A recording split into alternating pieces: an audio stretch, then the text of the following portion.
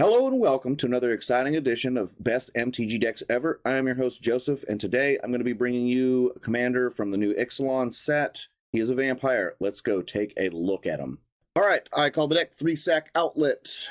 We are running for the commander Vito, Fanatic of Aclazotz. We'll just call him Vito for short.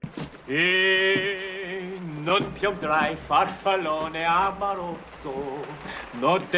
is 2 colorless, 1 white, 1 black, flying. Whenever you sacrifice another permanent, you gain 2 life. If this is the first time this ability has resolved this turn, if it's the second time, each opponent loses 2 life. If it's the third time, we create a 4/3 white and black vampire demon creature token with flying.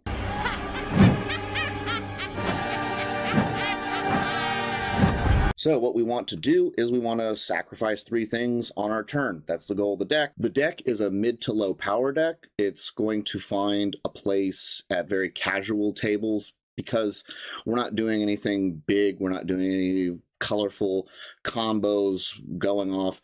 What we're basically trying to do is just take advantage of making 3 sacks on our turn. The value that we get from this has a ceiling where it's group slug, everyone takes 2, we heal 1, and then we create a token. And that's pretty much like all that we do. So for creatures, we are running, as an example, like Blood Pet. This is a way to get a sack outlet and get mana. So we might want to cast Blood Pet, leave him on the board until we get the commander out there and set up for a turn where we get to sack 3 things. Dockside Chef is a sack outlet. We can use it to sack other things, like we create tokens, we can sack them, and it'll draw cards, fill up our hand, and we can keep on trying to set up our 3 sacks per turn. We do just have some value cards like Esper Sentinel or Orcish Bowmasters. These don't really fall that much or heavily into the theme, although Orcish Bowmasters will amass, creating a token that we can sacrifice later. We've got some sack fodder, stuff like Nether Trader, where we can just keep sacking it, and when we play a land, he comes back onto the battlefield. We've got draw engines, so as we sack something, then we draw cards, and it'll allow us to set up more turns where we sack 3 times in a turn. We've got things like Ophiomancer, which are constantly creating tokens for us to sack, and thereby getting ability off the commander. We've got a little bit of graveyard recursion with Sun Titan, so that we can bring back some of our other pieces that we're using to try and get 3 sacks per turn. For sorceries, we are running some stuff like Diabolic Intent. It allows us to tutor for something while also sacking a creature, which will allow us to utilize our commander's ability. We've got some draw spells in here. We've got a board wipe, Toxic Deluge, always good.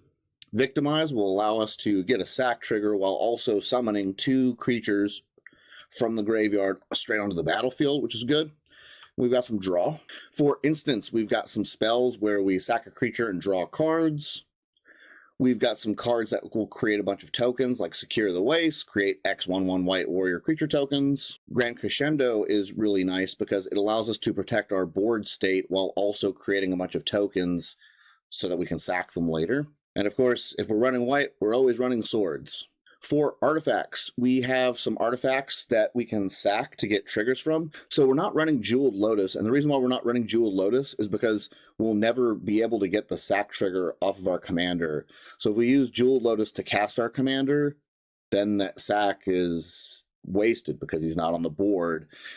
So we didn't put it in there, and it's not a very powerful deck. We're not trying to vomit the commander out onto the table like on turn 1 or anything.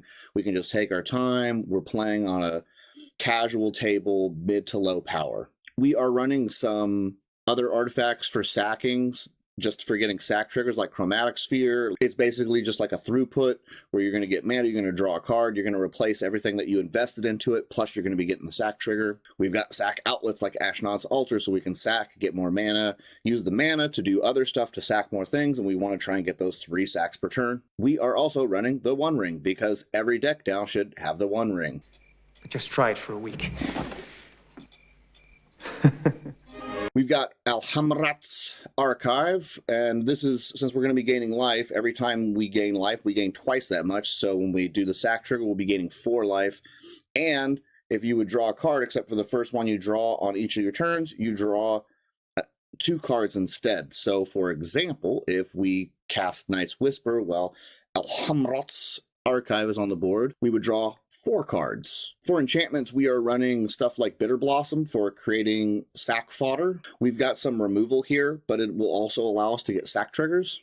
Black Market Connections is a really good card in this deck. This is maybe one of the cards that you would want to tutor for with Diabolic Intent. With Black Market Connections, we're going to be getting a treasure token every turn, and that gives us 1 sack trigger on our commander. We get to draw a card, which will help us refill our hand, which will allow us more options for getting sack triggers on that turn. And it will also create a token that we can use to sack that'll give us another sack. So this thing, we do all of them in a turn, and we're much closer to getting our 3 sack triggers per turn.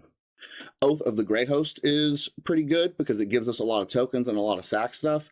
So we get a food token, which is good. Each opponent will lose 3 life, and we create a treasure token. So now on the second time, we've got 2 for that turn. And then on the final step, we create 3 1/1 tokens, which is sack fodder, which is more sack triggers from our commander. What about me? Here's an interesting card that I like a lot. Life Insurance. Life Insurance has Extort, so we can be gaining life as we're going along with this, because a lot of our cards, we're paying life. Whenever a non-token creature dies, you lose 1 life and create a treasure token.